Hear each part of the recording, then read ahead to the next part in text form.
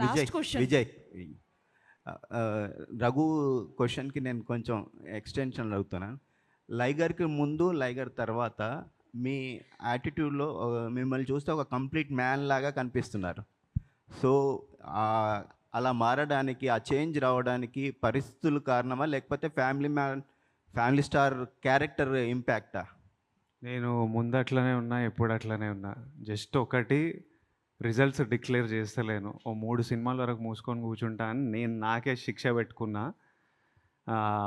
ఎందుకంటే నాకు ఇప్పుడు కూడా ఆ రోజు వద్దులే చాలు, ఆన్సర్ వచ్చేసిందిగా, నేను అట్లనే ఉన్నా.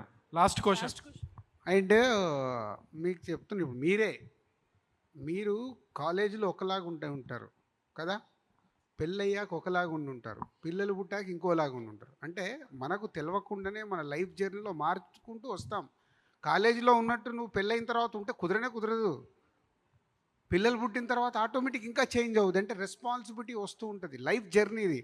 మాకు సినిమాలో జర్నీలో కూడా అలాగే అందరూ ఒకటి చూసుకుంటూ వెళ్ళాల్సిందే. కిందకి వెళ్తాం మనము. ఈరోజు ఎలా ఉన్నాము, రేపు ఎలా ఉండాలి, అది ఇంపార్టెంట్. నేను ఎలా ఉన్నావు, ఈరోజు ఇలా ఎందుకు ఉంటున్నావు, ఈజ్ ఎ రాంగ్ క్వశ్చన్.